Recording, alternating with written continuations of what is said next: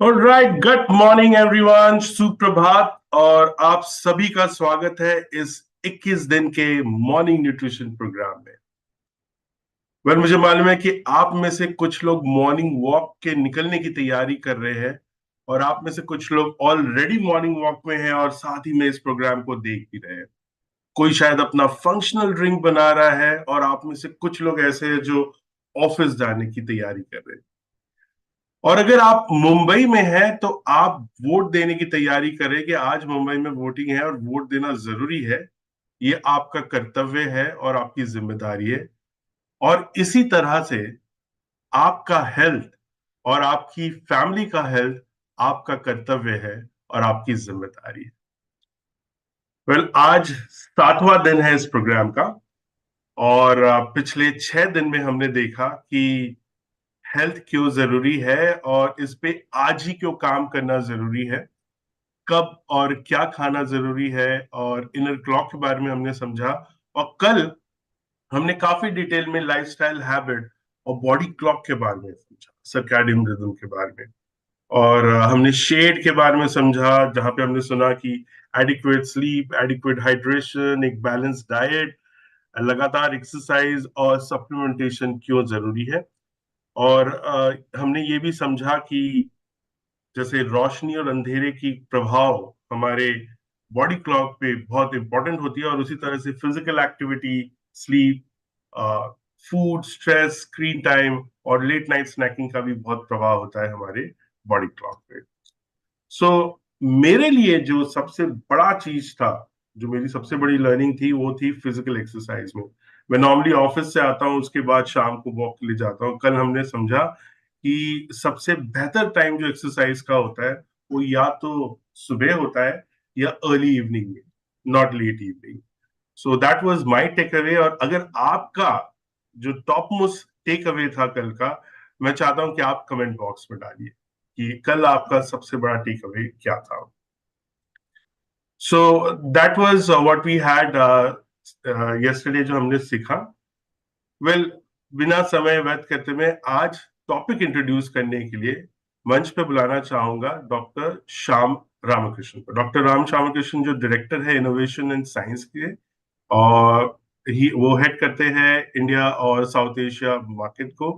उन्होंने पीएचडी किया है university of Texas medical branch से, और post doctoral fellowship from Harvard medical schools. So doctor Shyam, over to you.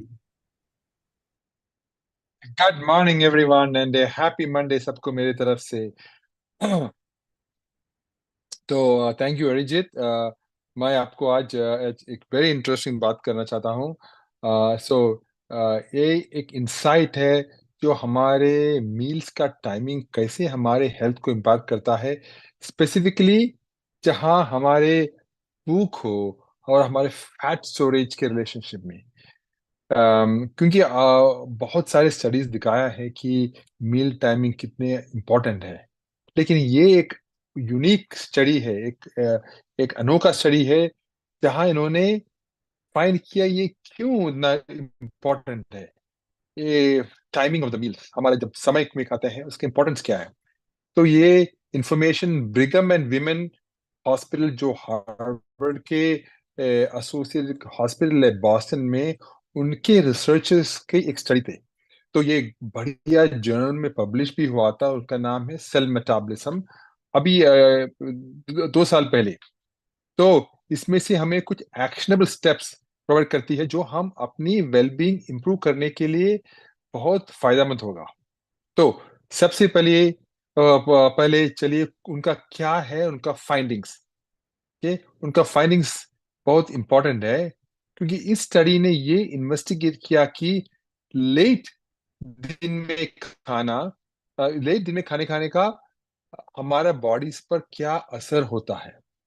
तो पार्टिसिपेंट्स ने, उन्होंने बहुत सारे पार्टिसिपेंट्स को ले लिया क्लिनिकल स्टडी में, और उन्होंने के इस पार्टिसिपेंट्स जो मील्स को दिन में अप्रोक्सीमेटली करीब करीब करीबन 4 घंटे लेट स्केड्यूल करते हैं।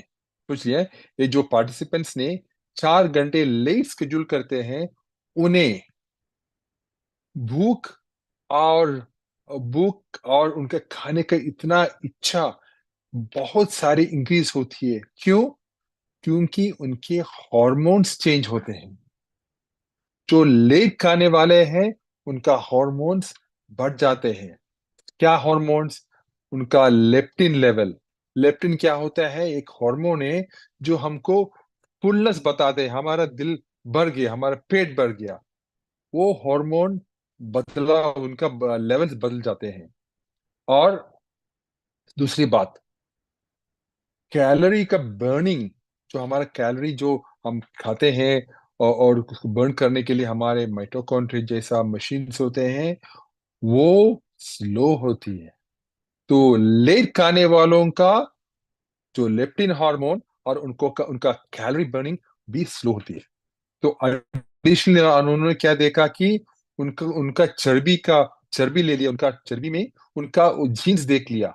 और उन्होंने क्या, एक एक बहुत अमेजिंग फैक्ट फाइंड किया, क्योंकि उनका वो जो जीन्स हैं जो हमारे फैट को स्टोरेज करते हैं, हम हमारे फैट को पकड़ कर रखते हैं और हमारे फैट को बढ़ाते हैं, वो भी बढ़ गया। राइट? और जो हमारे बॉडी का मैकेनिज्म है जो फैट को ब्रेक डाउन करते हैं, वो कम हो गया। देखो, लेट खाने का, सिर्फ 4 घंटे लेट खाने का जो शिफ्ट हमारे बॉडी का पूरा मेटाबॉलिज्म को चेंज कर देते हैं। तो अब इसका मतलब हमारे लिए क्या है? बिल्कुल क्लियर है। जब हम खाना खाते हैं, ये उतना इम्पोर्टेंट है जितना कि क्या खाते हैं और कब खाते हैं। तो अपनी हेल्थ को ऑप्टिमाइज करने और ओबेसिटी का रिस्क को रिड्यूस करने के लिए हमें कुछ गाइडलाइंस कंसिडर करनी चाहिए। तो क्या है गाइडलाइंस? दिन में पहले खाना खाओ। अपने मेन मील्स को जल्दी स्केड्यूल करने की कोशिश करो। ये हमारे हंगर हॉर्मोन्स को इफेक्टिवली रेगुलेट करने में बहुत मदद करते हैं और दिन भर अच्छी एनर्जी एक्सपेंडिचर सपोर्ट करता है। दूसरी चीज, कंसिस्टेंट मील टाइम्स मेंटेन करो। उनके मतलब क्या है? कि आपका ईटिंग का, खाने का स्केड्यूल फॉलो करो, हर दिन वही टाइम पर। तो ये कंसिस्टेंसी आपके बॉडी का हंगर और फुलनेस का सिग्नल्स को मैनेज करने में मदद करते हैं। ओके। फिर तीसरी बात, बैलेंस डाइट प्रायोरिटाइज करो। ओके। मील टाइमिंग के साथ साथ इंश्योर करो कि आपकी डाइट बैलेंस हो, जिसमें प्रोटीन से बड़े बड़े हो और फिर थोड़े हेल्थी फैट्स और थोड़े अच्छी कार्बोहाइड्रेट्स जैसे कि फाइबर के अच्छी तरह के पोर्शंस हो। तो ये ओवरऑल मेटाबॉलिक हेल्थ को सपोर्ट करती है। तो आप जब जब सुबह आपका भोजन होते हैं, मैंने देखा था कि मेरा मेरा इन लॉस भी ज्यादातर हाई कार्ब डाइट्स खाते हैं। मुझे पता है कि उनका उनका डाइट को इतना कार्ब्स है, उनका शुगर तो शूट होते ही जा रहे हैं। तो मैंने उनको उनका डाइट में भी इंट्रोड्यूस कर दिया हमारे ऑल प्लांट प्रोटीन। और मुझे पता है क्योंकि उनका प्रोटीन लेवल तो बहुत छोटा था। फिर फोर्थ, पोर्शन साइज मॉनिटर करो। पहले खाने खाने के साथ भी हमारे कितने खाते हैं, तो वो भी जरा माइंडफुल रहो, ताकि हम ओवर ईटिंग से बचे। राइट? जो वेट गेन को कंट्रीब्यूट कर सकती है। फिर फिफ्थ है, हाइड्रेट रखो। कभी कभी हमारे बॉडी थर्स्ट को हमारे हमारे हमको जो thirsty होते हैं, वो हंगर के साथ कंफ्यूज करती है। मुझे पता है कि यू नो मैं भी जब मैं thirsty है, मैं सोचते हैं कि मुझे भूख है, लेकिन मैं जो पानी पीते हैं, मेरा भूख निकल गया।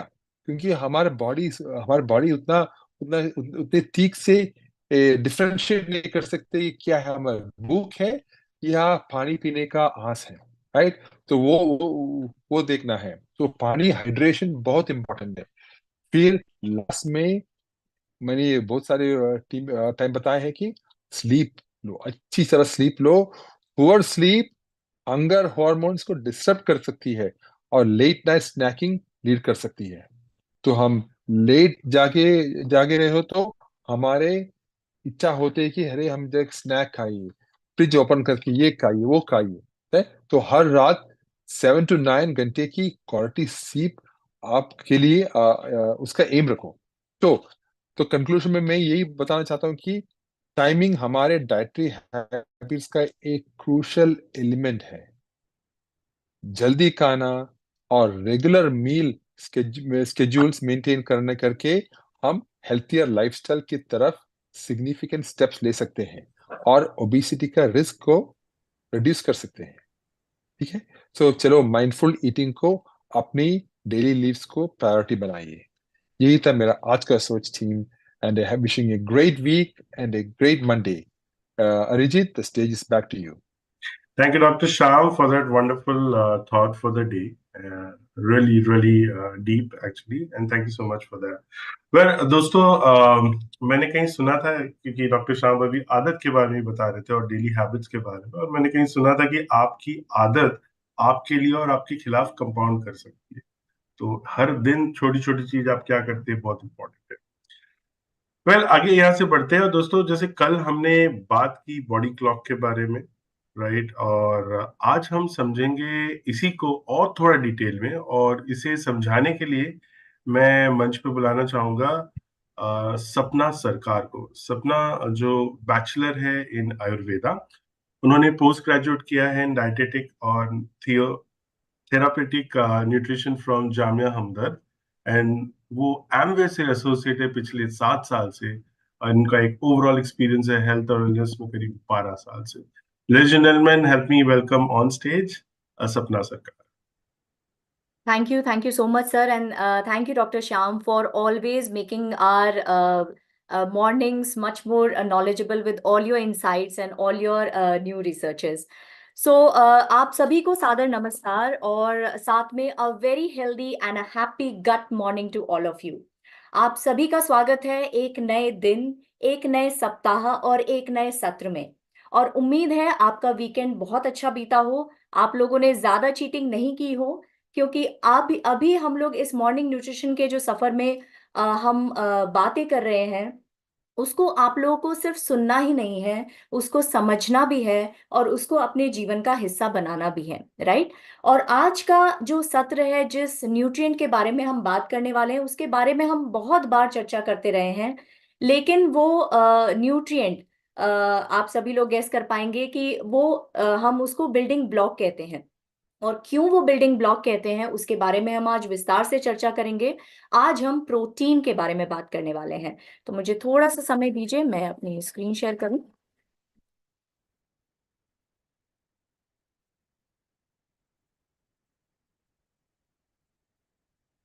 तो मुझे बताइएगा अगर मेरी स्क्रीन विजिबल है तो। एक minute, just give me a moment.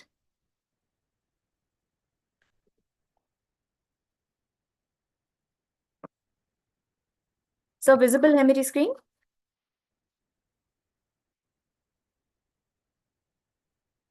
I think visible है। Yes, visible. यस।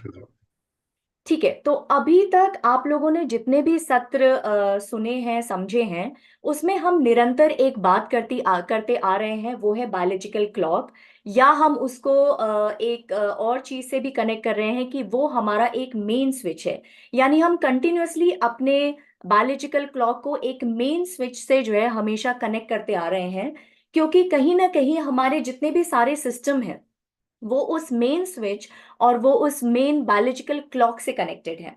जैसे कि कल भी हमने ये बात की कि कैसे हमारी जो लाइफस्टाइल हैबिट्स हैं, उसका जो है हमारे बायोलॉजिकल क्लॉक पे कितना सकारात्मक या कितना नकारात्मक प्रभाव पड़ सकता है। और उसी में ही एक पॉइंट था फूड का। और जब भी हम भोजन या पोषण की बात करते हैं, तो उसमें उसका एक बहुत ही इंपॉर्टेंट भाग है प्रोटीन, जो एक बहुत ही इंपॉर्टेंट न्यूट्रिएंट है, जिसके बारे में आज हम चर्चा करने वाले हैं, क्योंकि प्रोटीन अपने आप में पूरा एक विषय है, राइट। जब हम जो है प्रोटीन की बात करते हैं, तो हम कहीं कहीं ना कहीं कई बार चर्चा करते हैं, बट हर बार जब भी हम चर्चा करते हैं तो उसके बारे में कुछ ना कुछ 1 से 2 पॉइंट हमें एक्स्ट्रा समझ में आ ही जाते हैं या नए सुनने को मिल जाते हैं। तो चलिए, आप लोगों से एक प्रश्न से शुरुआत करती हूँ कि क्या आप प्रोटीन के बिना अपने जीवन की कल्पना कर सकते हैं या अपने अस्तित्व की कल्पना कर सकते हैं? क्या आप ये मानते हैं कि हम सभी लोग प्रोटीन के बने हैं? इसका जवाब मैं देख पा रही हूँ चैट में। ममता जी ने बोला है यस, सत्या जी ने भी बोला है यस।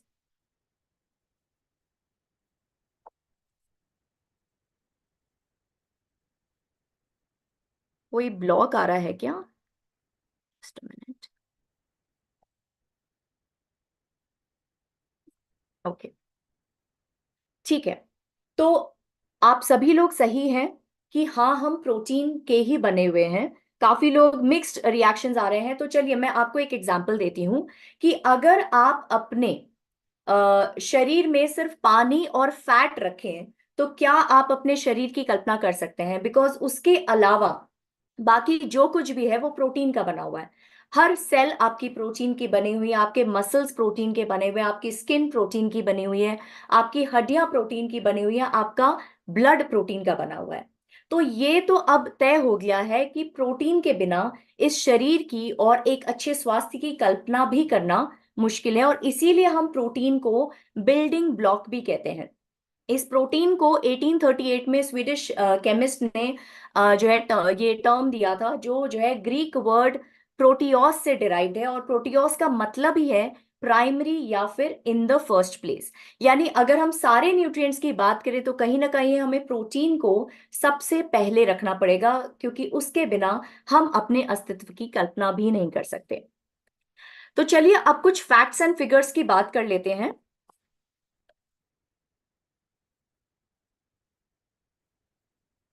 अ,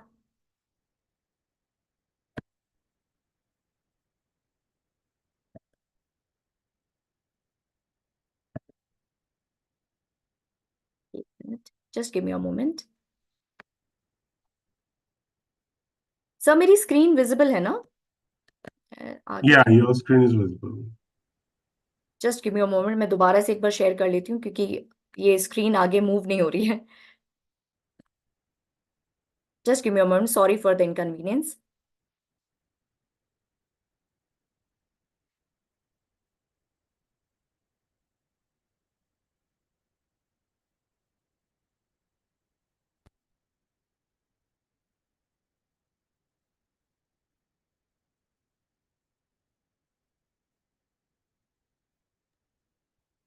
राइट। तो अब चलिए थोड़े से फैक्ट्स एंड फिगर्स की बात कर लेते हैं, वो भी इंडिया के परिप्रेक्ष्य में, और हम बात कर रहे हैं अवेयरनेस के तौर पे। और अगर आप देखेंगे कि यहाँ पे जो है इंडिया के बारे में अगर हम बात कर रहे हैं तो कहीं ना कहीं जो है 10 में से 8 लोगों का जो है जो फूड है वो प्रोटीन डेफिशिएंट है, और 10 में से 9 लोगों को तो उनकी रिक्वायरमेंट पता ही नहीं है, क्योंकि जब तक उनको रिक्वायरमेंट ही पता नहीं होगी तब तक वो उसके ऊपर एक्शन भी नहीं ले पाएंगे। तो अभी आगे आने वाली कुछ स्लाइड्स सिर्फ फैक्ट्स एंड फिगर्स के ऊपर है, ताकि आप ये समझ सकें कि कितनी अवेयरनेस, अगर हम अपने कंट्री की बात करें तो प्रोटीन के बारे में कितने सारे मिथ्स और कितनी सारी जो है अवेयरनेस की कमी है। ठीक है, तो चलिए हम नेक्स्ट स्लाइड पे जाते हैं।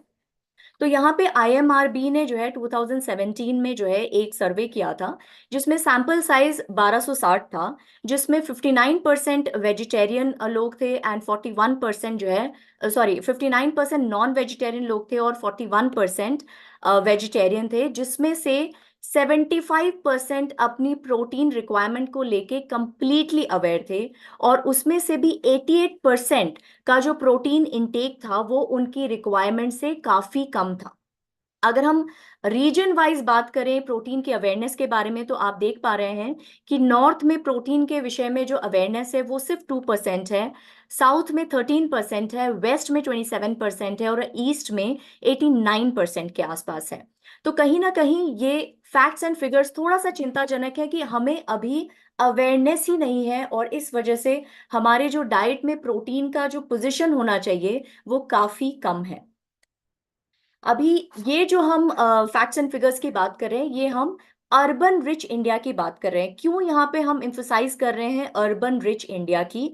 क्योंकि अगर हम पूरी जनसंख्या की बात करें तो हम ये कह सकते हैं कि शायद काफी जनसंख्या को अवेयरनेस नहीं है, बिकॉज वो उतने एजुकेटेड नहीं है, या उनकी जो है जितने उसके बारे में जो एजुकेट होने के जो फोरम्स हैं उस तक पहुंच नहीं है, या फिर अफोर्डेबिलिटी नहीं है। लेकिन ये जो स्लाइड है, ये जो है basically 73% of urban rich India is protein deficient.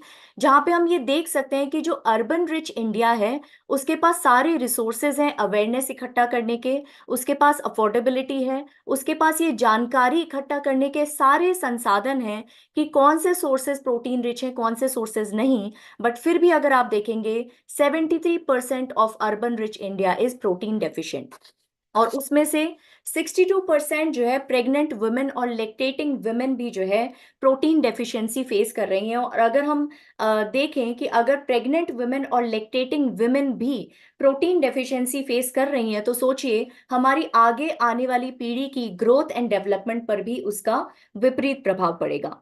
भले ही वो वर्किंग वुमेन हो, होम मेकर्स हो, या फिर पुरुष हो जो अपने परिवारों के साथ रहते हैं, सभी में कहीं ना कहीं 70 से 80% की प्रोटीन की कमी देखी गई है। तो यहाँ पे अगर हम बात करें कि अर्बन वेल ऑफ इंडिया में 73% जो डाइट है वो प्रोटीन डेफिशिएंट है, और 93% को अपनी आइडियल प्रोटीन रिक्वायरमेंट का पता ही नहीं है, राइट। और जब हम जो है प्रोटीन की बात करते हैं तो मोस्टली नॉन वेजिटेरियन ये एक सोच रखते हैं कि हम क्योंकि नॉन वेजिटेरियन है तो हमें प्रोटीन की डेफिशिएंसी हो ही नहीं सकती। तो अगर आप यहाँ पे फैक्ट्स एंड फिगर्स देख रहे हैं तो 84% वेजिटेरियन डाइट्स प्रोटीन डेफिशिएंट है, और 65% के आसपास नॉन वेजिटेरियन डाइट्स भी सफिशिएंट प्रोटीन में डेफिशिएंट हैं, राइट। 97% प्रेग्नेंट वुमेन को पता ही नहीं है कि उनकी एक्चुअली प्रोटीन रिक्वायरमेंट है क्या, राइट। तो इस स्लाइड से हमें ये समझ में आ रहा है कि हम अगर overall urban well of India की भी बात करें तो कहीं ना कहीं वो भी प्रोटीन डेफिशिएंट के कगार पे खड़े हैं। अब ये क्यों हो रहा है? जहां तक हम प्रोटीन सोर्सेस की बात करें तो ओवरऑल एक अनअवेयरनेस है, एक अवेयरनेस की कमी डेफिनेटली है, बिकॉज उसके बारे में बहुत सारे मिथ्स भी हैं।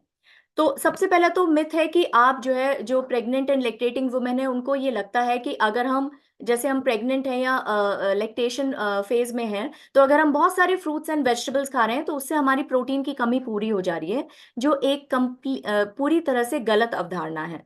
दूसरी तरफ कुछ लोग सोचते हैं कि हाँ, मैं समझ रही हूँ आपके लिए विश्वास करना थोड़ा मुश्किल है, क्योंकि आप हमसे जुड़े हुए हैं और आपको पता है कि प्रोटीन के सोर्सेस क्या हैं, प्रोटीन की इंपॉर्टेंस क्या है। बट अगर ग्राउंड रियलिटी में जाएंगे तो आपको ये सारे सवाल डेफिनेटली दिखाई देंगे, या लोग ये पूछते हुए सुनाई देंगे आपको कि हम तो बहुत सारा ग्रीन लीफी वेजिटेबल खाते हैं, या हम बहुत सारा फ्रूट्स एंड वेजिटेबल्स खाते हैं, तो फिर क्यों हमें प्रोटीन अलग से लेने की जरूरत है। और तीसरी चीज कि जैसे हम प्रोटीन रिच डाइट की बात करते हैं या प्रोटीन के बारे में बात करते हैं, तो एक अवधारणा है सबके मन में कि अगर हम प्रोटीन खाएंगे तो वो हमारी हेल्थ के लिए बुरा है, भले ही वो हमारी किडनी से रिलेटेड है, भले ही हमें यूरिक एसिड हो सकता है या हमारी किडनी खराब हो सकती है, या फिर अगर हम बहुत ज्यादा प्रोटीन खाएंगे तो उनके दिमाग में है कि इसका मतलब है कि सारे नॉन वेजिटेरियन सोर्सेस हमें ज्यादा खाने पड़ रहे हैं पड़ेंगे, जिसकी वजह से हमारा कोलेस्ट्रॉल लेवल वगैरह बढ़ सकता है। तो इन्हीं सब बातों को के प्रति अवेयरनेस, इन्हीं सब बातों के बारे में और चर्चा करने के लिए हम इस सत्र को आगे बढ़ाते हैं। तो चलिए सबसे पहले समझते हैं कि ये प्रोटीन है क्या, राइट। तो प्रोटीन बेसिकली बहुत कॉम्प्लेक्स मॉलिक्यूल है और जिसको हम building blocks of the body कहते हैं। ये जब हम प्रोटीन खाते हैं तो आपकी बॉडी उसको उसी तरह से एब्जॉर्ब नहीं कर सकती है, तो ये ब्रेक डाउन होती है अपनी स्मॉलेस्ट यूनिट में, जिसको हम अमीनो एसिड कहते हैं। तो यानी डाइजेशन के बाद आपके ब्लड में जो प्रोटीन जाता है वो अमीनो एसिड के फॉर्म में जाता है। जैसे जब हम कार्बोहाइड्रेट खाते हैं तो ग्लूकोज के फॉर्म में जाता है, जब हम फैट्स खाते हैं तो फैटी एसिड के फॉर्म में जाता है। वैसे ही जब हम प्रोटीन खाते हैं तो डाइजेशन के बाद ये ब्लड में हमारे अमीनो एसिड में के फॉर्म में अब्जॉर्ब होता है। अब ये अमीनो एसिड आप समझ लीजिए बिखरे हुए मोती हैं, राइट। जब ये जो है ब्लड में आपके डिफरेंट स्ट्रक्चर्स को बनाने के लिए इन मोतियों को अलग अलग सीक्वेंस में कई सारे अमीनो एसिड के अलग अलग अमीनो एसिड मिलके अलग अलग सीक्वेंस में मिलके आपकी बॉडी में जाके अलग अलग तरह के प्रोटीन के स्ट्रक्चर बनाते हैं। आप देखिए कितनी वैरायटी है आपकी बॉडी में प्रोटीन के फॉर्म में। आपके पास मसल के फाइबर्स हैं, आपके पास हीमोग्लोबिन के फॉर्म में जो है ट्रांसपोर्टिंग प्रोटीन है, आपके पास स्किन के फॉर्म में जो है कोलाजन इलास्टिन है। तो इनके स्ट्रक्चर्स बहुत ज्यादा डिफरेंट है और ये डिपेंड करता है कि ये जो अमीनो एसिड है ये किस सीक्वेंस में जुड़े हुए हैं, किन किन अमीनो एसिड के कॉम्बिनेशन में बने हुए हैं, और इसी तरह से ये आपकी बॉडी में अलग अलग तरह के प्रोटीन के स्ट्रक्चर्स बनाते हैं। चलिए अब थोड़ा सा इसका जो है मेटाबॉलिज्म समझ लेते हैं। तो जैसे हम किसी भी फॉर्म में डाइटरी प्रोटीन्स खाते हैं, वो भले प्लांट बेस्ड है एनिमल बेस्ड है, तो सबसे पहला जो उसका वो ब्रेक डाउन होते हैं वो बेसिकली स्टमक में होता है। स्टमक में आपको पता है कि एक बहुत ही स्ट्रॉन्ग एसिड मिलता है HCl हाइड्रोक्लोरिक एसिड, और एक स्पेसिफिक एंजाइम होता है पेप्सिन। इनफैक्ट ये पेप्सिन भी एक पेप्टाइड एंजाइम ही है, प्रोटीन का ही बना हुआ एंजाइम है जो प्रोटीन को ही ब्रेक डाउन में हेल्प करता है। तो स्टमक में जाके जो है ये प्रोटीन का ब्रेक डाउन होता है, वहां से फिर वो स्मॉल इंटेस्टाइन में जाता है, जहाँ पे प्रोटीज एंजाइम की सहायता से ये फर्दर स्मॉल पेप्टाइड्स और अमीनो एसिड में कन्वर्ट होता है, और वहां से वो ब्लड स्ट्रीम में जाता है। और फिर ये डिफरेंट अमीनो एसिड अलग अलग कॉम्बिनेशन में, अलग अलग स्ट्रक्चर में, अलग अलग सीक्वेंस में जाके आपके बॉडी के डिफरेंट प्रोटीन स्ट्रक्चर्स को बनाने का काम करते हैं। अब जब हम अमीनो प्रोटीन्स की बात करते हैं तो प्रोटीन का स्मॉलेस्ट यूनिट क्या है? Amino acid. यानी ओवरऑल जितने भी प्रोटीन्स बने होते हैं वो अमीनो एसिड के बने हुए होते हैं। और इसको अगर हम दो कैटेगरीज में डिवाइड करें तो दो कैटेगरीज इसकी कौन सी हैं? एक तो essential amino acid and non essential amino acid. तो क्या आप समझते हैं कि अगर नॉन इसेंशियल अमीनो एसिड जो टर्मिनोलॉजी है वो कह रही है नॉन इसेंशियल, तो क्या ये हमारी बॉडी के लिए जरूरी नहीं है? यस या नो?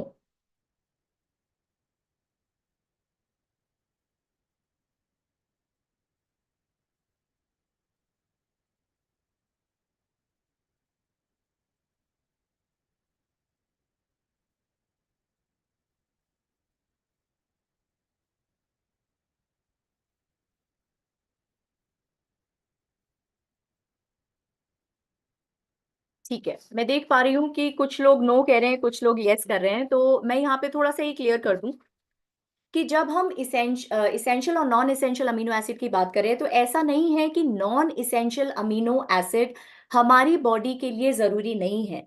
लेकिन थिंक स्क्रीन पे कुछ ब्लैक आ रहा है, I am trying to remove it. हाँ, आई थिंक चला गया, राइट? ओके। तो जहां तक हम जो है इसेंशियल और नॉन इसेंशियल अमीनो एसिड की बात करें तो नॉन इसेंशियल अमीनो एसिड भी बहुत जरूरी है। इनफैक्ट इसमें से कई सारे जो अमीनो एसिड हैं वो कई बार कंडीशनल इसेंशियल अमीनो एसिड भी बन जाते हैं। जैसे न्यूबॉर्न होते हैं, प्रेगनेंसी होती है, लैक्टेशन होते हैं, बहुत ज्यादा जो स्पेसिफिक कंडीशंस होती हैं उसमें कई सारे non essential amino acid essential amino acid का भी काम करते हैं। लेकिन अच्छी बात क्या है कि आपकी बॉडी इसको बनाने के लिए पूरी तरह से काबिल है। तो इसीलिए इसेंशियल अमीनो एसिड हमारे लिए बहुत जरूरी हो जाते हैं, क्योंकि ये हमारी बॉडी बना नहीं पाती है, और इसीलिए हमें इसको डाइट से लेना बहुत जरूरी है। इसीलिए हम इसको इसेंशियल अमीनो एसिड कहते हैं। तो इसेंशियल अमीनो एसिड और नॉन इसेंशियल अमीनो एसिड दोनों ही जरूरी हैं। लेकिन इसेंशियल अमीनो एसिड की जरूरत को पूरा करने के लिए हमें अपने फूड पे ज्यादा डिपेंडेंट रहना पड़ता है, क्योंकि इसको हमारी बॉडी नहीं बना पाती है। ठीक है। तो जब हम प्रोटीन्स की बात कर रहे हैं तो इसके फंक्शंस को भी थोड़ा सा समझ लेते हैं।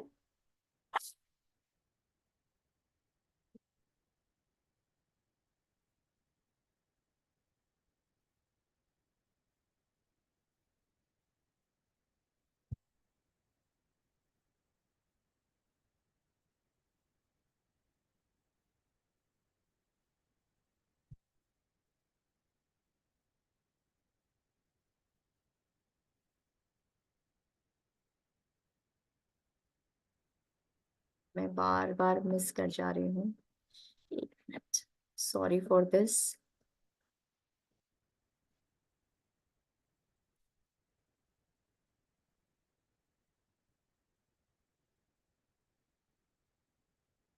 ठीक है, तो फंक्शंस की जब हम बात करते हैं तो सबसे पहले तो हमें पता है कि हमारी जो मसल्स हैं उसका जो है खाना क्या है, प्रोटीन है, राइट। तो हमें ये पता है कि 80% ऑफ जो मसल्स है वो प्रोटीन का ही बना हुआ है। और ये आपके जो है मसल्स के ग्रोथ, रिपेयर और मेंटेनेंस के लिए प्रोटीन की आवश्यकता निरंतर बनी रहती है। अगर हम इम्यूनिटी की बात करें तो जो आपके आंसुओं में जो लाइसोजाइम पाया जाता है, जो इन्फ्लेमेटरी कंपाउंड है साइटोकाइन, या फिर जो एंटीबॉडीज हैं, उस सब के बनने के लिए प्रोटीन की बहुत ज्यादा जरूरत है। और अगर आप में आपके शरीर में प्रोटीन की कमी है तो ऑटोमेटिकली ये जितने भी बैरियर्स हैं जो हमारे इम्यून सिस्टम को और स्ट्रेंथन करते हैं, वो बनने में मुश्किल होगी। उसी तरह से अगर आप एक नॉर्मल डाइजेस्टिव सिस्टम को सस्टेन करना चाहते हैं तो उसमें हमें सबसे ज्यादा क्या जरूरी होती है, डाइजेस्टिव एंजाइम्स। और जितने भी आपके डाइजेस्टिव एंजाइम्स हैं वो भी कहीं ना कहीं प्रोटीन के बने हैं, जैसे प्रोटीएज हो गया, पेप्सिन हो गया, ये सारे जो है protein based enzyme, digestive enzymes ही हैं। उसके अलावा आपकी बॉडी में जितने ज्यादा जो है न्यूट्रिएंट्स को, इसेंशियल न्यूट्रिएंट्स को जो है ट्रांसपोर्टेशन का काम आपके ब्लड के थ्रू होता है। और ब्लड में जो हीमोग्लोबिन है जो बेसिकली ऑक्सीजन ट्रांसफर का काम करता है, हीम जो पार्ट है वो है आयरन, और ग्लोबिन जो पार्ट है वो है प्रोटीन, राइट। तो जो है अगर आपको जो है हीमोग्लोबिन अपने ब्लड में प्रॉपर बनाए रखना है तो आपको न केवल आयरन की जरूरत है, बट उसके साथ साथ आपको प्रोटीन की भी जरूरत है। उसके अलावा जब हम डीएनए रेगुलेशन की बात करते हैं तो हमारे डीएनए में जो जेनेटिक कोड्स हैं उसके एक्सप्रेशन के लिए भी जो है आपको प्रोटीन की जरूरत है। उसके अलावा ब्रेकिंग डाउन ऑफ फूड, यानी आपका जब फूड आपके डाइजेस्टिव सिस्टम में जाता है तो उसको ब्रेक डाउन करने के लिए जितने भी एंजाइम्स हैं वो आपके प्रोटीन के बने हुए हैं। आपका जो है कोई भी बॉडी टिश्यू को रिपेयर करना है, हीलिंग करना है, उसके लिए जैसे आपने देखा होगा कि कोई बर्न का केस होता है या कहीं पे चोट लगती है तो डॉक्टर बोलते हैं कि अपना प्रोटीन का रिक्वायरमेंट आपको बढ़ाना चाहिए। उसके अलावा जितने भी जो है केमिकल मैसेंजर्स हैं जिनको हम हॉर्मोन्स कहते हैं, जिसके बिना अगेन हमारी बॉडी में कोई भी फंक्शन प्रॉपरली नहीं हो पाएगा, वो भी, उसका बेस भी जो है प्रोटीन का ही बना हुआ है। उसके अलावा जितने भी हमारे फील गुड हॉर्मोन्स हैं, जो न्यूरोट्रांसमीटर्स हैं, उसको बनाने के लिए भी हमें प्रोटीन की जरूरत होती है। और हम ये जानते हैं कि प्रोटीन एक एनर्जी का भी सोर्स है। पर ग्राम हमें 4 किलो कैलोरी जो है एनर्जी मिलती है प्रोटीन से। और इसके अलावा अगर आपको हेल्दी स्किन, हेयर, नेल्स को मेंटेन करना है तो उसके जो प्रोटीन है, जैसे कैरेटिन हो गया, कोलाजन हो गया, इलास्टिन हो गया, ये सब भी प्रोटीन के बने हुए हैं। तो अगर आप यहाँ पे देख पा रहे हैं कि अगर आप अपनी बॉडी की कोई भी संरचना आप देख रहे हैं तो उसमें कहीं ना कहीं प्रोटीन का छोटा या बड़ा रोल कहीं ना कहीं डेफिनेटली है। अब बात करते हैं कि जो है प्रोटीन की जरूरत, यानी हमें हमारी जो है प्रोटीन की क्या रिक्वायरमेंट, हमें कितने अमाउंट में प्रोटीन चाहिए, उसकी रिक्वायरमेंट कुछ फैक्टर्स पे डिपेंड करती है। सबसे पहले तो आपके इंडिविजुअल बेसिस पे, यानी जो है आपकी फिजियोलॉजिकल रिक्वायरमेंट क्या है, यानी कुछ पॉइंट्स हैं जैसे आपका जेंडर। तो आपने देखा होगा बाय डिफॉल्ट जो है प्रोटीन की रिक्वायरमेंट पुरुषों में ज्यादा देखी जाती है, क्योंकि उनका बाय डिफॉल्ट उनका जो स्ट्रक्चर होता है वो ज्यादा मस्कुलर होता है कंपेयर टू फीमेल्स। जब हम एज की बात करते हैं तो एज वाइज भी अगर आप देखेंगे तो आपकी प्रोटीन की रिक्वायरमेंट चेंज होती रहती है। जब आप ग्रो कर रहे हैं, जब आप बच्चे हैं, अडोलेसेंट हैं, फिर आप एडल्ट फेज में आते हैं जहां पे आपको अपने मसल मेंटेनेंस के लिए प्रोटीन की जरूरत होती है। और जब आप ओल्ड एज में जाते हैं जहां पे आपका जो मसल मास है वो धीरे धीरे डिट्योरेट हो रहा है, तो अगर आप देखेंगे जीवन के हर फेज में आपकी प्रोटीन की रिक्वायरमेंट डिफरेंट होगी, बट प्रोटीन की रिक्वायरमेंट डेफिनेटली होगी।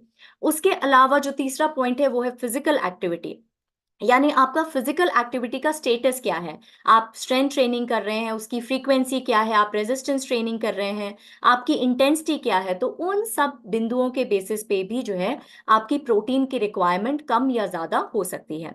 और last but not the least, आपका हेल्थ स्टेटस। आप हेल्दी इंडिविजुअल हैं या आपको कोई क्रॉनिक डिजीज है, क्रिटिकल डिजीज है, प्रेगनेंसी फेज में है, लेक्टेशन में है, माल न्यूट्रिशन है, किसी तरह का ट्रॉमा हुआ है, कोई सर्जरी आपको हुई है, तो उस हिसाब से भी आपकी प्रोटीन की रिक्वायरमेंट डिपेंड करती है कि आपकी बॉडी, आपके शरीर को कितना प्रोटीन चाहिए।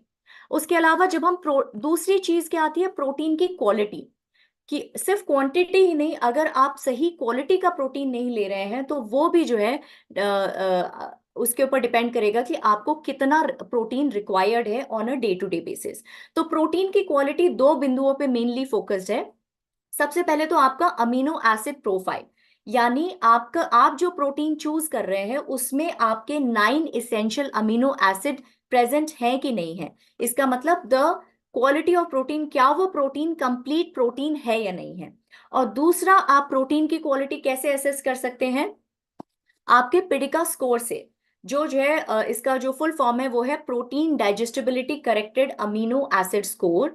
ये एक मेथड है इवैल्यूएट करने का कि प्रोटीन की क्वालिटी कैसी है, यानी उसका अमीनो एसिड प्रोफाइल कैसा है, और उसकी डाइजेस्टिबिलिटी कैसी है, यानी जो हम अमीनो एसिड प्रोफाइल बोल रहे हैं कि इस प्रोटीन में है, क्या वो पूरी तरह से आपकी बॉडी में डाइजेस्ट और एब्जॉर्ब हो पा रहा है कि नहीं हो पा रहा है। और पिडिका स्कोर मैक्सिमम स्कोर क्या हो सकता है? 1, राइट। तो ये इन दो बेसिस पे आप ये डिसाइड कर सकते हैं कि आपको डेली बेसिस पे कितना प्रोटीन का रिक्वायरमेंट है।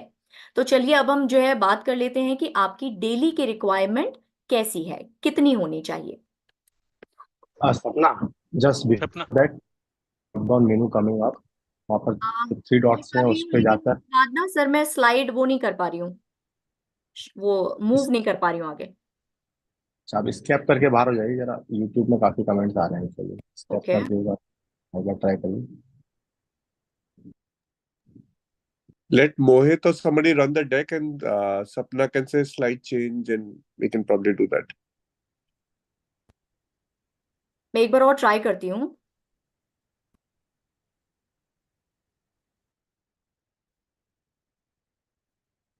देख पा रहे हैं आप? बट उसके बाद में स्लाइड आगे नहीं मूव कर पा रही हूँ। I am so sorry. Okay, now it's working. But I am not able to move the slide further, that is the problem. Oh, एक मिनट सपना मैं शेयर कर देता हूँ। Okay,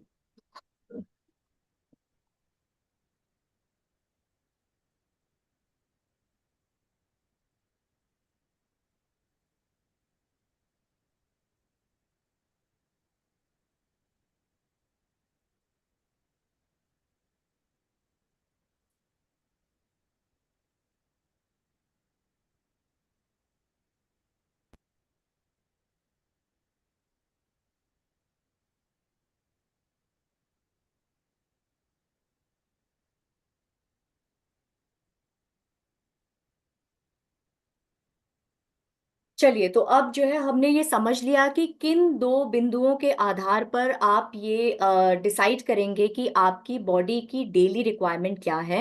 and as per the regulatory authorities अगर हम देखेंगे तो next slide में हम समझ पाएंगे कि आपकी डेली रिक्वायरमेंट कितना होना चाहिए। Next slide please. तो यहाँ पे आप देखिए कि आपकी प्रोटीन की रिक्वायरमेंट, जैसे हमने कहा कि फिजिकल एक्टिविटी पे डिपेंड करती है, जेंडर पे डिपेंड करती है, तो यहाँ पे फिजिकल एक्टिविटी के हिसाब से बताया हुआ है कि आपकी डेली की प्रोटीन की रिक्वायरमेंट कितनी है। तो अगर आप यहाँ पे देखेंगे कि सेडेंट्री इंडिविजुअल के हिसाब से 0.8 ग्राम पर केजी बॉडी वेट, अगर आप जो है एथलेटिक एक्टिविटीज में इन्वॉल्व हैं तो 1.1 टू 1.4 ग्राम पर केजी बॉडी वेट, अगर आप एंड्योरेंस एथलीट हैं तो 1.2 टू 1.4 ग्राम पर केजी बॉडी वेट, और अगर आप वेट लिफ्टिंग या स्ट्रेंथ ट्रेनिंग में इन्वॉल्व हैं तो 1.2 टू 1.6 ग्राम पर केजी बॉडी वेट के हिसाब से आपकी प्रोटीन रिक्वायरमेंट होनी चाहिए। बट दुख की बात यह है कि हम उतना भी नहीं अपनी जरूरत के हिसाब से उतना भी कंप्लीट नहीं कर पा रहे हैं। तो इसके बाद बात आती है कि हमने समझ लिया कि हमारी प्रोटीन की रिक्वायरमेंट है क्या। अब दूसरा सवाल आता है कि when to consume protein in the day. तो आपको क्या लगता है कि प्रोटीन कब कंज्यूम करना सबसे अच्छा रहेगा? आपसे ये जवाब जानना चाहूंगी।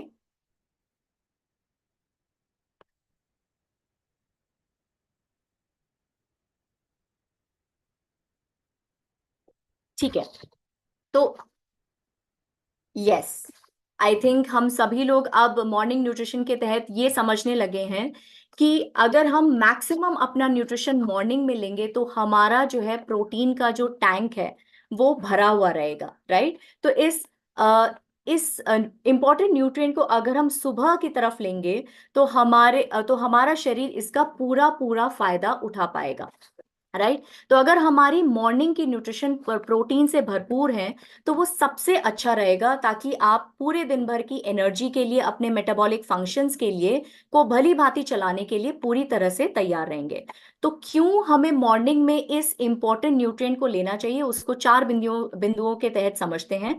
सबसे पहला है नेगेटिव प्रोटीन बैलेंस। अब ये नेगेटिव प्रोटीन बैलेंस है क्या? तो जब आपके सेल्स का प्रोटीन टैंक खाली हो जाता है, उसको हम कहते हैं नेगेटिव प्रोटीन बैलेंस। ये कब होता है? जब आप रात भर के स्टार्वेशन के बाद, जब आपकी बॉडी ऑलरेडी अपना हीलिंग प्रोसेस कर रही है, अपना जो है मेंटेनेंस कर रही है, अपना ग्रोथ, रिपेयर, इन सारी चीजों में इन्वॉल्व हो रही है। तो क्या हो रहा है कि हर सेल में जो प्रोटीन है वो यूज हो जा रहा है, जितने भी अमीनो एसिड हैं वो यूटिलाइज हो गए हैं। और सुबह इस प्रोटीन की कमी को पूरा करने के लिए आपको मॉर्निंग में प्रोटीन रिच ब्रेकफास्ट लेना बहुत आवश्यक हो जाता है, राइट। ताकि आपके जो मेटाबॉलिक फंक्शंस हैं उसके लिए आपके सेल्स के पास सफिशिएंट क्वांटिटी में प्रोटीन पूरी तरह से हो। दूसरी चीज, ये डेफिनेटली अगर आप मॉर्निंग में प्रोटीन ले रहे हैं तो ये आपके मेटाबॉलिक रेट को बूस्ट करता है, बिकॉज आपको पता है कि रात की तरफ आपका मेटाबॉलिज्म कंपैरेटिवली स्लो होता है और दिन की तरफ आपका मेटाबॉलिज्म कंपैरेटिवली हाई रहता है। साथ में आपको पता है कि प्रोटीन जो है आपके मसल मास को जो है इम्प्रूव करने के लिए, उसको स्ट्रेंथन करने के लिए जो है यूटिलाइज होता है। और जितना आपका हायर मसल मास रहेगा उतना आपका मेटाबॉलिज्म बूस्टेड रहेगा। तो कहीं ना कहीं ये आपके मेटाबॉलिक रेट को भी बूस्ट करने में हेल्पफुल रहता है। तीसरी चीज, ये आपके बॉडी को सस्टेन्ड एनर्जी देता है। सस्टेन्ड एनर्जी यानी क्योंकि प्रोटीन धीरे धीरे बॉडी में डाइजेस्ट होता है, तो ये आपके बॉडी को एनर्जी भी धीरे धीरे देता है। यानी लंबे समय तक आपको, अगर आपने अपना ब्रेकफास्ट प्रोटीन रिच खाया है तो लंबे समय तक आपको ये एनर्जी महसूस होती रहेगी और सडन एनर्जी क्रैश नहीं होगा। And last but not the least, higher thermic effect. तो अगर आप देखेंगे कार्बोहाइड्रेट और फैट के कंपैरेटिव में जो प्रोटीन का जो थर्मिक इफेक्ट है वो काफी ज्यादा है। इनफैक्ट 25 to 30% आपका प्रोटीन का थर्मिक इफेक्ट ज्यादा है। अब थर्मिक इफेक्ट है क्या, तो इसको मैं एक एग्जांपल से समझाती हूँ कि मान लीजिए आपने 100 कैलोरी का एक कोई फूड खाया है, प्रोटीन रिच फूड खाया है, लेकिन आपकी बॉडी को मिलते समय वो सिर्फ 75 कैलोरी मिलेगा, बिकॉज 25 कैलोरी आपकी बॉडी ने ऑलरेडी यूज कर ली है उस प्रोटीन को डाइजेस्ट करने के लिए। तो ये बेसिकली आपका हायर थर्मिक इफेक्ट है, जहां पे body 25% of the calorie already use कर लेती है उस पर्टिकुलर फूड को डाइजेस्ट करने के लिए, जो कंपैरेटिव टू कार्बोहाइड्रेट जो सिर्फ 5 to 10% उसका थर्मिक इफेक्ट है, और जो फैट है 0 to 3% ही उसका थर्मिक इफेक्ट है, उसके कंपैरेटिव में काफी ज्यादा है। अब समझ लेते हैं कि ये कैसे, अगर आप इसको मॉर्निंग में ले रहे हैं तो ये किस किस तरह से आपकी बॉडी को हेल्प कर रहा है, आपके स्वास्थ्य को मेंटेन करने में हेल्प कर रहा है।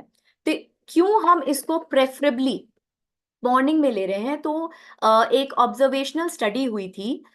ये मसल मास को इम्प्रूव करता है, इसके बारे में एक ऑब्जर्वेशनल स्टडी हुई थी जहां पे जो सब्जेक्ट्स उनको 2 ग्रुप्स में डिवाइड किया गया था। पहले ग्रुप को जो है ब्रेकफास्ट में ज्यादा प्रोटीन दिया गया और दूसरे ग्रुप को डिनर में ज्यादा प्रोटीन दिया गया। तो कुछ समय पश्चात ये देखा गया कि जो है जिस ग्रुप ने ब्रेकफास्ट में ज्यादा प्रोटीन लिया है उनका muscle volume comparative to other group ज्यादा था और उनका जो ग्रिप स्ट्रेंथ था वो भी ज्यादा था। इसी के साथ में एक और जो है स्टडी हुई थी 2016-2018 में कोरिया में, जहां पे ये देखा गया कि इनफैक्ट प्लांट बेस्ड प्रोटीन का भी जो है ग्रिप स्ट्रेंथ को हाई करने में एक बहुत मेजर रोल है, इनफैक्ट एक पॉजिटिव इम्पैक्ट है। तो ओवरऑल अगर आप ब्रेकफास्ट अपना प्रोटीन रिच रख रहे हैं तो वो आपके मसल मास को इम्प्रूव कर रहा है, ये इस स्टडी से जो है प्रूव हो गया। और साथ ही वो आपको क्या दे रहा है, आपके मेटाबॉलिज्म ऑप्टिमल हो रहा है, यानी आपका मेटाबॉलिज्म अपने मैक्सिमम लेवल पे काम कर रहा है, आपका मेटाबॉलिक हेल्थ इंप्रूव हो रहा है, आपकी फिटनेस इंप्रूव हो रही है और आपकी overall over the period of time आपकी जो क्वालिटी ऑफ लाइफ है वो भी इंप्रूव्ड दिखाई देगी।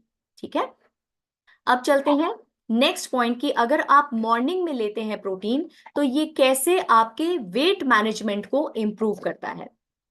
तो अगर हम वेट मैनेजमेंट की बात करें तो हम सभी ये जानते हैं कि जब भी हम एक प्रोटीन रिच ब्रेकफास्ट लेते हैं तो वो हमारे सटाइटी वैल्यू को इम्प्रूव करता है, क्योंकि जब भी हम प्रोटीन लेते हैं और स्पेशली अगर हम मॉर्निंग में ले रहे हैं तो वो हमारे सटाइटी वैल्यू को इम्प्रूव करता है। इनफैक्ट ये भी देखा गया कि अगर आप प्रोटीन के साथ फाइबर का कॉम्बिनेशन करते हैं तो वो आपके सटाइटी को मैक्सिमम बढ़ा के देता है।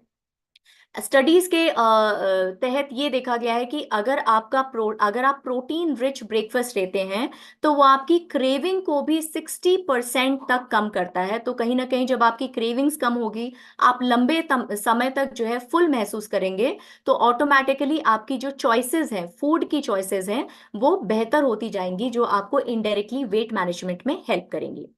दूसरी चीज, जब जो है आप प्रोटीन रिच ब्रेकफास्ट लेते हैं तो वो आपके मेटाबॉलिक रेट को कंपैरेटिवली हाई करता है। इनफैक्ट ये देखा गया है कि जब आप प्रोटीन का जो है इस्तेमाल मॉर्निंग में सबसे ज्यादा करते हैं तो उसका जो एनर्जी बर्निंग कैपेसिटी है वो ऑलमोस्ट दुगना हो जाता है।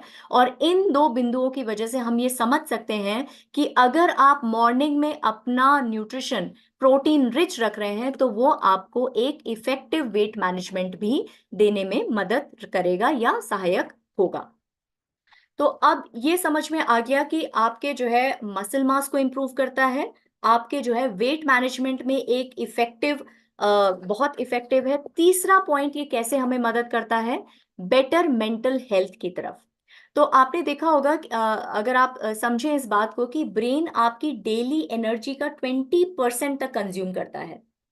तो अगर आपको एक बेटर मेंटल हेल्थ चाहिए, अगर आपको दिन भर में बेटर फोकस चाहिए, आपका मूड बेटर होना चाहिए, आपकी प्रोडक्टिविटी अच्छी रहे, तो उसके लिए बहुत जरूरी है कि आपका जो प्रोटीन का टैंक है वो मॉर्निंग में फुल रहना चाहिए, राइट? ताकि आपके जो उससे जो आपके जो एनर्जी लेवल है वो लंबे समय तक अच्छे रहें। इनफैक्ट जो है आप ये भी समझें कि जब आप प्रोटीन रिच ब्रेकफास्ट लेते हैं तो उससे आपके जो इंसुलिन स्पाइक्स हैं वो सडन इंसुलिन स्पाइक्स नहीं होते हैं, जिसकी वजह से आपके ब्लड में जो ग्लूकोज लेवल है वो लंबे समय तक स्टेबल रहता है। जब लंबे समय तक ग्लूकोज लेवल स्टेबल रहेगा तो ऑटोमेटिकली वो आपको सस्टेन्ड एनर्जी देता रहेगा। एंड हम सभी ये जानते हैं कि प्रोटीन को डाइजेस्ट होने में थोड़ा टाइम लगता है, क्योंकि ये स्टमक से धीरे धीरे डाइजेशन की इंटेस्टाइन में जाता है और वहां से धीरे धीरे ब्लड में आता है। तो जब इसका डाइजेशन स्लो होगा, इसका जो है एनर्जी, जो अमीनो एसिड आ रहे हैं वो आपके ब्लड में धीरे धीरे आएंगे, आपके शुगर लेवल स्टेबल रहेंगे, आपके एनर्जी लेवल भी स्टेबल रहेंगे। इससे क्या होगा, आपके जो है परफॉर्मेंस इंप्रूव होगी, मूड अच्छा रहेगा, आपका दिन भर जो अलर्टनेस है वो अच्छा रहेगा और ओवरऑल आपकी प्रोडक्टिविटी अच्छी रहेगी। इसमें एक बिंदु और जोड़ने की कोशिश कर रही हूं यहाँ पे कि जो आपके न्यूरोट्रांसमीटर हैं, जैसे आपका गाबा हो गया, गामा अमीनो ब्यूटारिक एसिड, या आपका डोपामिन जिसको हम फील गुड हॉर्मोन्स कहते हैं, उनके बनने के लिए भी प्रोटीन की जरूरत है, स्पेसिफिक अमीनो एसिड की जरूरत है। इसीलिए आपका मॉर्निंग में प्रोटीन का टैंक फुल होना बहुत बहुत जरूरी है। तो अब हम ये समझ गए कि आपको मसल मास अगर इंप्रूव करना है, आपको अगर इफेक्टिव वेट मैनेजमेंट चाहिए, और अगर आपको बेटर मेंटल हेल्थ चाहिए, तो मॉर्निंग में प्रोटीन का कंज्यूम करना बहुत सहायक रहेगा। अब हमें ये समझ में आ गया कि हमको कब खाना है, कितना खाना है, कब खाना है। लेकिन अब हमें ये भी समझना है कि क्या हमें अब ये सवाल आता है कि क्या पूरे दिन भर का प्रोटीन हमें एक बार में खा लेना चाहिए या पूरे दिन भर में बांट बांट कर खाना चाहिए।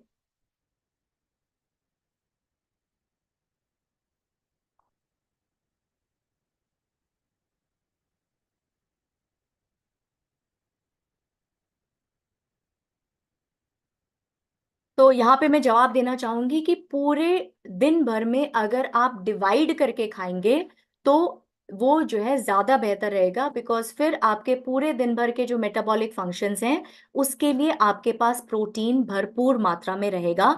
लेकिन मॉर्निंग की शुरुआत डेफिनेटली आपको प्रोटीन रिच ब्रेकफास्ट से, या जो भी आप पहला मील ले रहे हैं उसमें प्रोटीन की सही क्वांटिटी से डेफिनेटली करनी चाहिए।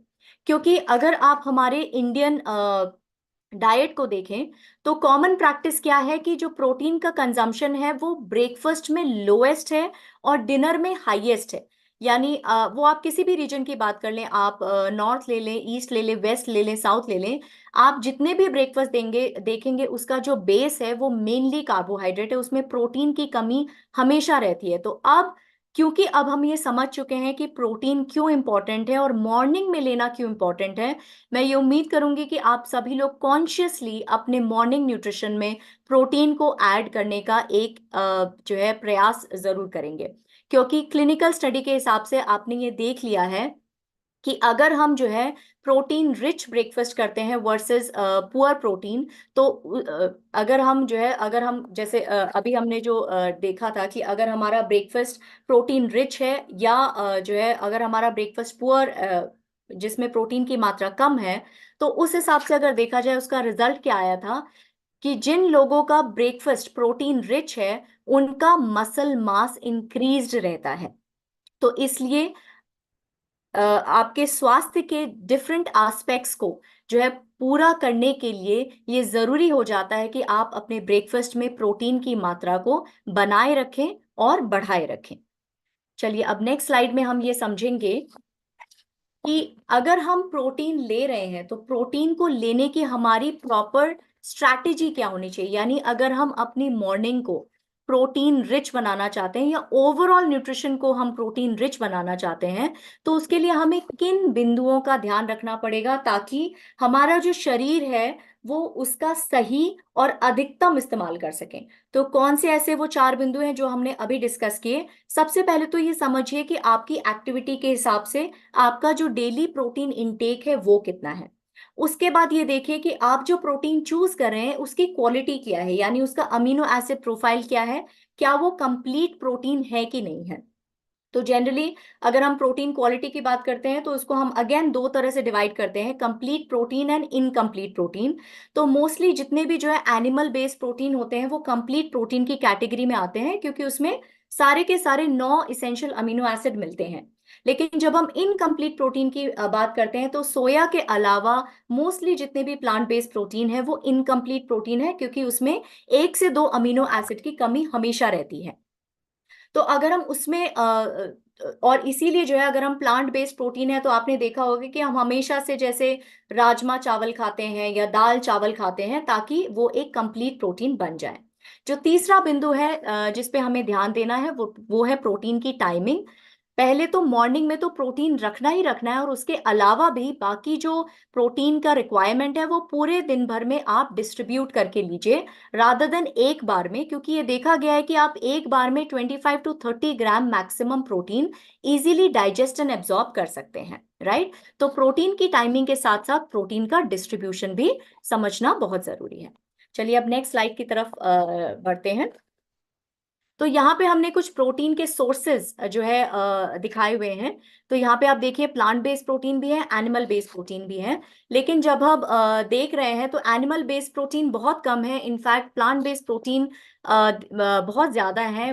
लेकिन फिर भी हमारे ब्रेकफास्ट में प्रोटीन की कमी हमेशा साफ झलकती है, भले ही वो कोई सा भी रीजन हो। तो अगर हम थोड़ी सी क्रिएटिविटी, थोड़ा सा इमेजिन और थोड़ी सी बेसिक तैयारी कर लें तो हमारा मॉर्निंग न्यूट्रिशन भी प्रोटीन से भरपूर हो सकता है।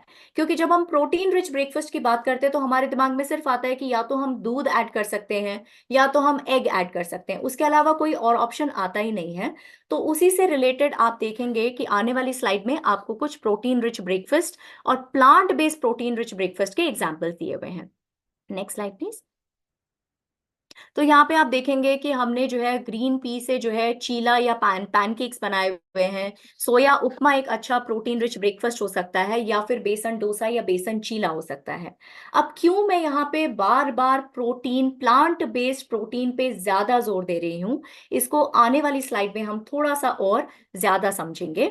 चलिए नेक्स्ट स्लाइड की तरफ चलते हैं। तो प्लांट बेस्ड प्रोटीन की इंपॉर्टेंस हमारे स्वास्थ्य पर क्या हो सकती है, इसको समझने से पहले मैं ये पूछना चाहूंगी कि आप में से कितने लोग ब्लू जोन जैसे एक टर्मिनोलॉजी को समझते हैं। क्या आप में से कोई जानते हैं कि ब्लू जोन क्या है?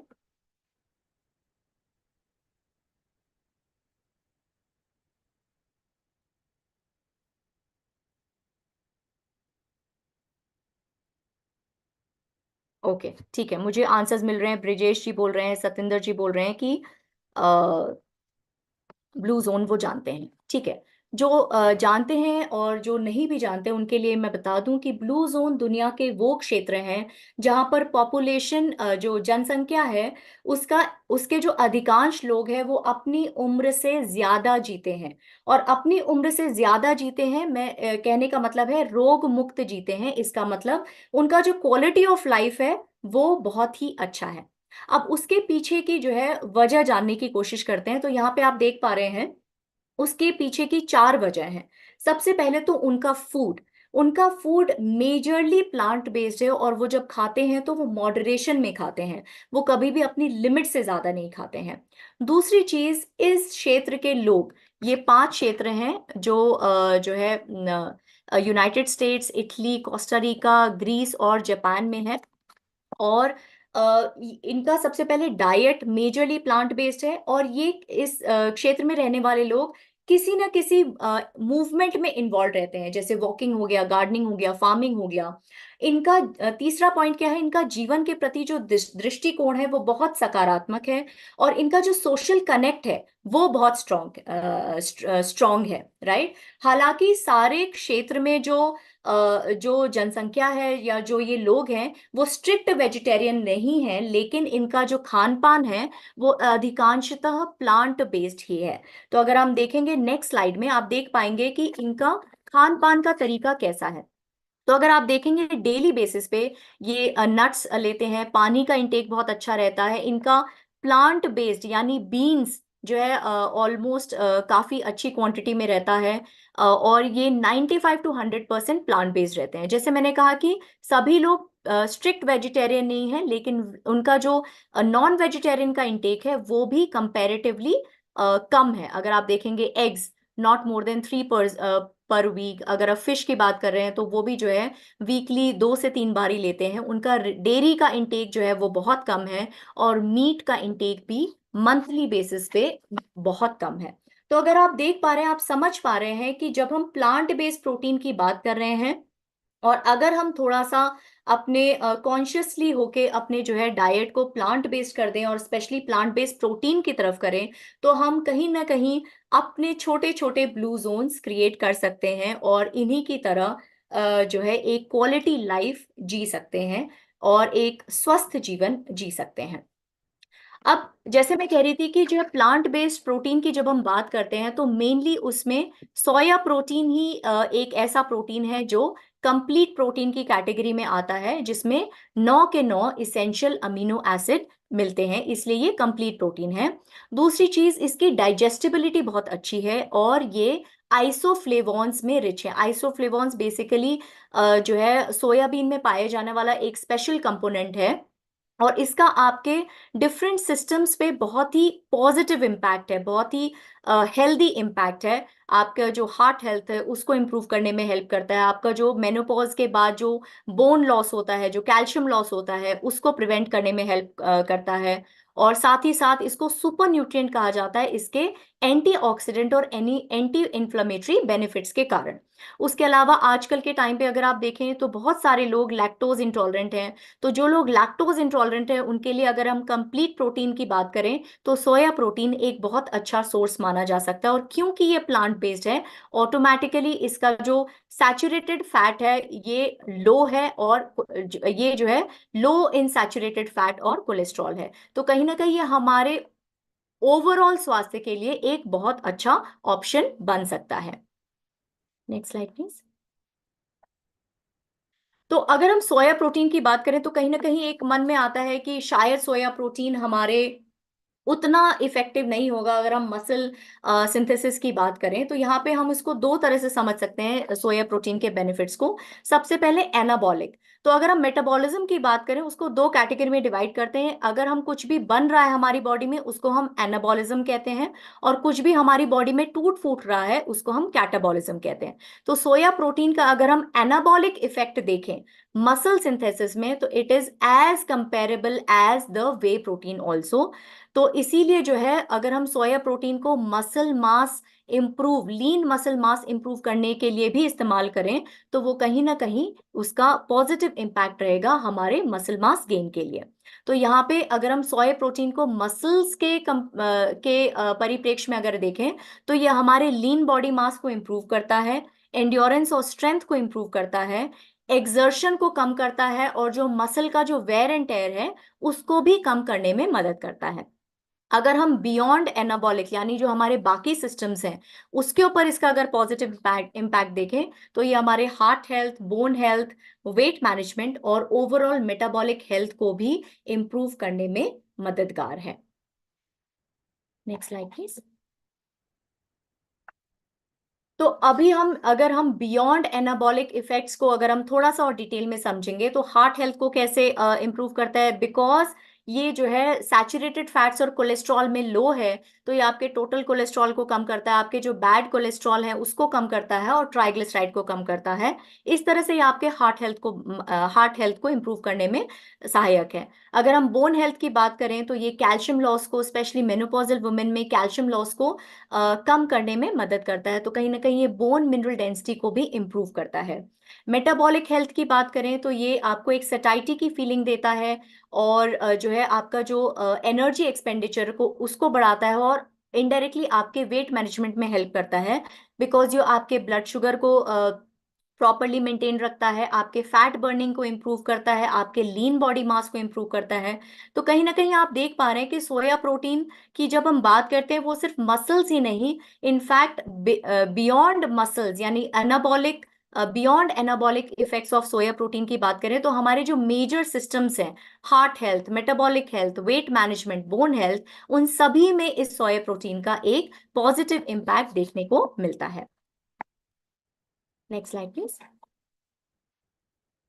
अब सोया प्रोटीन के आसपास बहुत सारे मिथ्स एंड फैक्ट्स हैं और जब आप ग्राउंड में जाते हैं, आप जब लोगों से मिलते हैं तो डेफिनेटली ये सवाल ये जो गलत अवधारणाएं हैं ये डेफिनेटली आप इसका सामना जरूर करते होंगे और कहीं ना कहीं आप सबके मन में भी ये रहता होगा कि सोया प्रोटीन अगर हम ज़्यादा क्वांटिटी में लेंगे, कंटिन्यूस लेंगे तो क्या ये सारी प्रॉब्लम हो सकती हैं कि नहीं हो सकती हैं। तो इन गलत अवधारणाओं को जो है पूरी तरह से निरर्थक साबित करने के लिए ये स्लाइड हमने यहाँ पे स्पेशली रखी है ताकि आपके पास सारे जवाब हों जब भी सोया प्रोटीन से रिलेटेड कुछ भी गलत अवधारणा आपके सामने आ रही है।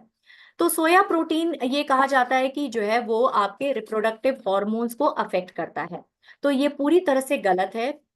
सोया प्रोटीन में डेफिनेटली आइसोफ्लेवोन्स प्रेजेंट होते हैं जो फाइटोएस्ट्रोजन कैटेगरी में आते हैं, लेकिन करंट स्टडीज में कहीं भी ये सजेशन या कंक्लूजन नहीं है कि सोया का कोई सिग्निफिकेंट रोल है मेल फीमेल हार्मोन्स को अफेक्ट करने के लिए। दूसरी चीज आपने ये सुना होगा कि सोया अगर हम खाएंगे तो अर्ली प्यूबर्टी शुरू हो जाएगी, यानी जो मेच्योरिटी है वो जल्दी आ जाएगी, तो ये भी बिल्कुल गलत अवधारणा है। कोई भी रिसर्च ये कंक्लूड नहीं करती है कि सोया के सेवन से प्यूबर्टी जल्दी शुरू हो जाती है। तीसरी चीज आपने बहुत कॉमनली ये सुना होगा कि soya is bad for your thyroid, यानी सोया आपके थायराइड के लिए बैड है। यहाँ पे मैं समझा दूं कि जिसके पास भी एक हेल्दी थायराइड ग्लैंड है, जिनको थायराइड का प्रॉब्लम है उनको तो डेफिनेटली डॉक्टर का कंसेंट या डॉक्टर से सजेशन लेना चाहिए, बट जिनका भी थायराइड हेल्दी है, जिनके थायराइड वैल्यूज बिल्कुल ठीक हैं, उसमें कहीं भी किसी भी रिसर्च में ये कंक्लूड नहीं हुआ है कि सोया एक हेल्दी थायराइड के लिए बुरा ऑप्शन है। अगर आपका थायराइड हेल्दी है तो उसका सोया का उस ग्लैंड के ऊपर कोई भी विपरीत प्रभाव नहीं पड़ता है। और चौथी चीज आपने ये बहुत कॉमनली सुना होगा कि सोया एलर्जीज बहुत कॉमन है, लेकिन यहाँ पे मैं फिर से ये समझा दूं कि सोया एलर्जीज जो परसेंटेज है वो कंपैरेटिव टू दूध या कंपैरेटिव टू नट्स बहुत बहुत कम है, बहुत लेस परसेंटेज है। जिनको सोया से एलर्जी है डेफिनेटली उनको निश्चय ही सावधानी बरतनी चाहिए, लेकिन सोया एलर्जी का परसेंटेज बहुत कम है और इसको कुछ हद तक डाइजेस्टिव सिस्टम को इम्प्रूव करके इसको ओवरकम भी किया जा सकता है। लेकिन जिनको सोया की प्रूवन एलर्जी है उनको निश्चय ही सावधानी बरतनी चाहिए। अब क्यों हम यहाँ पे मिथ्स एंड फैक्ट्स की बात कर रहे हैं, ma'am sir back last the back slide please. तो यहाँ पे हम क्यों इस चीज को हम मिथ कह रहे हैं, क्योंकि ये जो स्टडीज हैं ये एनिमल्स में की गई हैं, और इन स्टडीज में जो आइसोफ्लेवोन की क्वांटिटी यूज की गई है वो जो है ह्यूमन कंजम्पशन से कई गुना ज्यादा है, राइट। तो इसीलिए ये कंक्लूड करना कि जो एनिमल्स में रिजल्ट आया है वही ह्यूमंस में रिजल्ट आएगा, इनफैक्ट वे बियॉन्ड जो ह्यूमन कंजम्पशन की जो लिमिट है उससे ज्यादा यूज करके, तो ये बिल्कुल ही एक गलत अवधारणा है। और इसीलिए ये किसी भी स्टडी में ये कंक्लूड नहीं हो पाया है कि ये जो सारे मिथ्स हैं वो एक्चुअली सच है। इनफैक्ट आप सभी को ये कॉन्फिडेंटली सजेस्ट कर सकते हैं कि ये सारे के सारी गलत अवधारणाएं हैं। अगर हम जो है साउथ ईस्ट एशिया की बात करें, जहाँ पे स्टेपल फूड ही सोया है, सोया पेस्ट है, सोया जो है सॉस है, तो इसका मतलब अगर वहां पे सोया स्टेपल फूड है तो उनके तो सारे रिप्रोडक्टिव हॉर्मोन्स हे वायर हो जाने चाहिए थे, उनकी सारे गर्ल्स बॉयज की प्यूबर्टी अर्ली हो जानी चाहिए थी, या उन सभी को थायराइड प्रॉब्लम हो जानी चाहिए थी। तो कहीं ना कहीं अब आप ये समझ सकते हैं कि सोया का आपके इन सारी गलत अवधारणाओं का जो एक सोया जो है इन सारी गलत अवधारणाओं, फैक्ट यही है कि सोया का इन सारी चीजों पे कोई गलत प्रभाव नहीं पड़ता है। Next slide please. तो अब हम ये पूरे कॉन्फिडेंस के साथ कह सकते हैं, निष्कर्ष में हम यही कह सकते हैं कि प्रोटीन के बिना एक शरीर और स्वास्थ्य की कल्पना नहीं की जा सकती है। सही मात्रा में प्रोटीन लेना ही चाहिए, यानी प्रोटीन की जरूरत सबको है और हर कोई प्रोटीन ले सकता है। कितना लेना है, कब लेना है, कैसे लेना है, ये ध्यान में रखते हुए तो हर सत्र के साथ हम ये उम्मीद करते हैं कि आप हर दिन और ज्यादा शाइन करते रहें। और आई थिंक अभी तक आप ऑलरेडी शाइन कर रहे होंगे, तो अभी नेक्स्ट स्लाइड में हम समझेंगे कि एक्चुअली शाइन है क्या। आई थिंक अगर आप यहाँ पे कुछ ऑप्शंस दिए हुए, हेल्दी ऑप्शंस दिए हुए हैं, प्लांट बेस्ड प्रोटीन को आप कैसे अपने डाइट में इंक्लूड कर सकते हैं। ब्रेकफास्ट में आप जैसे मूंग दाल चीला ले सकते हैं, चिकपी सैलेड ले सकते हैं, अलग अलग तरह की स्मूदीज ले सकते हैं, जो है पनीर भुर्जी ले सकते हैं, मसाला चना ले सकते हैं, पीनट्स ले सकते हैं। लंच और डिनर में राजमा, पालक पनीर, चना मसाला, दाल तड़का, ये सारे ऑप्शंस आप प्लांट बेस्ड प्रोटीन को अपने डाइट में इंक्लूड कर सकते हैं। अब चलते हैं शाइन की तरफ, और आई थिंक अभी तक आप सबको शाइन का मतलब पूरी तरह से समझ में आ गया होगा। अपने दिन की शुरुआत, हर दिन की शुरुआत एक सकारात्मक सोच के साथ करें, अपने न्यूट्रिशन में किसी तरह की कमी ना करें, अपना मॉर्निंग न्यूट्रिशन डेफिनेटली मिस ना करें।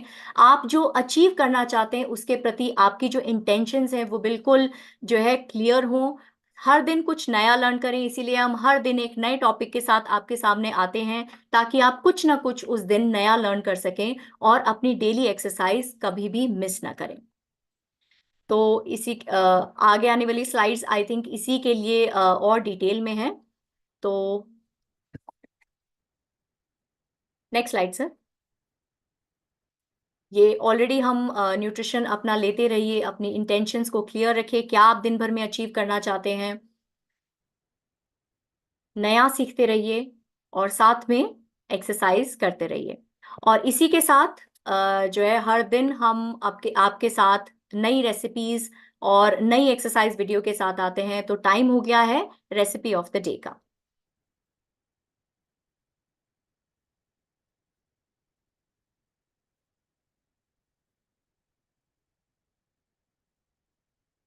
मोहित सर आप करेंगे या मैं करूं? I'll do it. Don't worry.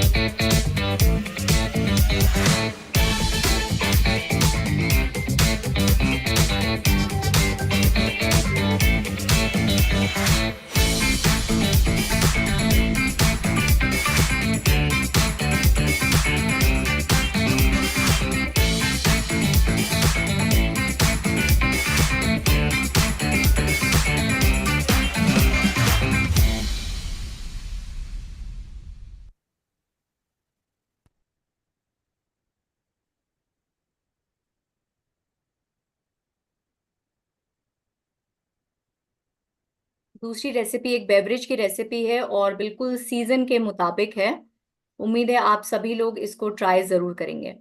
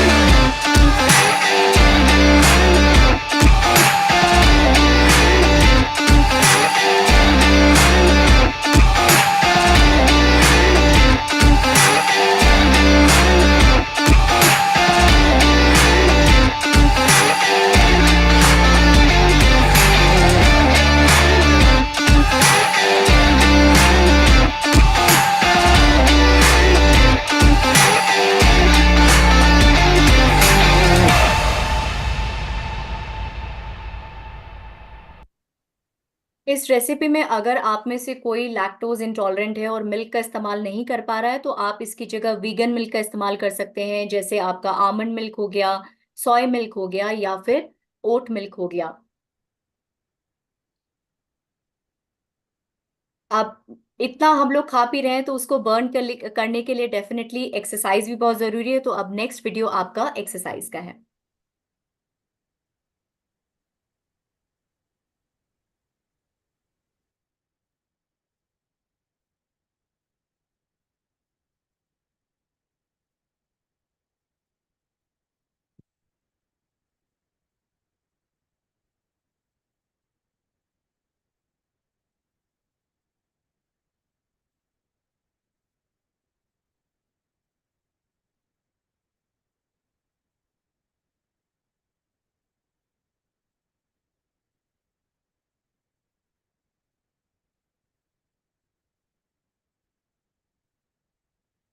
A very happy good morning everyone। आज हम करने वाले हैं कुछ ऐसा वर्कआउट जो हेल्प करेगा आपकी पूरी बॉडी में strength as well as stretch create करने में। हम स्टार्ट करेंगे डाउनवर्ड डॉग से, जिसको हम अधोमुख शवासन भी कहते हैं। और डाउनवर्ड डॉग की मूवमेंट के बाद हम इसमें कुछ वेरिएशंस ऐड करेंगे और उस वेरिएशंस में हम इस मूवमेंट को डाउनवर्ड डॉग से प्लैंक में लेकर जाएंगे, फिर वापस डाउनवर्ड डॉग में और फिर प्लैंक में। ये बहुत ही इफेक्टिव होने वाला है आपकी कोर स्ट्रेंथ के लिए, इनफैक्ट आपकी लोअर बॉडी के स्ट्रेच के लिए भी। अगर आप चेयर्स पे बहुत लंबे टाइम तक बैठते हैं तो आपके ये सारे के सारे मसल्स बहुत स्टिफ हो जाते हैं और उन्हीं मसल्स को रिलैक्स करने के लिए, स्ट्रेच करने के लिए और उनमें वो फ्लेक्सिबिलिटी मेंटेन करने के लिए ये बहुत इफेक्टिव होने वाला है। So let's get started with the movement of downward dog, और इसको हम अधोमुख शवासन भी कहते हैं। बट शवासन के नाम से don't get fooled around because ये बिल्कुल भी रिलैक्सिंग नहीं होने वाला है। Will come down on the force, which means आपके जो हाथ हैं वो शोल्डर्स के नीचे होंगे, आपके जो नीज हैं आपके हिप्स के नीचे होंगे। कोर को लंबा और टाइट करेंगे, अच्छे से गहरी सांस भरेंगे और सांस को छोड़ते हुए पंजों को अंदर स्क्वीज करते हुए स्ट्रेच करेंगे पीछे की तरफ। हील्स को मैट पे ले जाएंगे, अपने काफ मसल्स को, हैमस्ट्रिंग्स पे अच्छा सा प्रेशर फील करेंगे। आपने सांस छोड़ा है तो नाभि को अंदर की तरफ खींचते हुए पीछे की तरफ पुश करेंगे, मतलब ऐसे स्क्वीज करेंगे कि आपकी अपर बॉडी पूरी की पूरी अच्छे से अलाइन हो जाए। Feel that length in your spine, feel that strength in your lower body as you hold this position। जितनी देर आप इस पोजीशन में रहेंगे आपके लिए बहुत फायदेमंद है कि एज यू कैन सी कि सारा का सारा जो ब्लड फ्लो है वो आपकी ब्रेन की तरफ आ रहा है। तो ये स्ट्रेस रिलीफ के लिए बहुत अमेजिंग पोज है, आपको अच्छे से रिलैक्स करता है। इनफैक्ट हेयर ग्रोथ के लिए बहुत अमेजिंग पोज है। और अगर किसी कारण से आपकी हील्स मैट तक नहीं जा रहे हैं तो आप वॉक द डॉग कर सकते हैं, मतलब सांस भरते और छोड़ते हुए घुटनों को अंदर की तरफ स्ट्रेच करेंगे और दूसरी लेग को बाहर की तरफ, इस तरह से। हम इस मूवमेंट को वॉक द डॉग कहते हैं और अगेन बहुत इफेक्टिव मूवमेंट है आपकी स्पाइन में वो लेंथ लाने के लिए, वो स्ट्रेच लाने के लिए। पूरे अच्छे से स्ट्रेच करेंगे, लेंथन करेंगे, फिर स्ट्रेच करेंगे, फिर लेंथन करेंगे, इस तरह से पूरा अच्छे से फील करेंगे इस मूवमेंट को।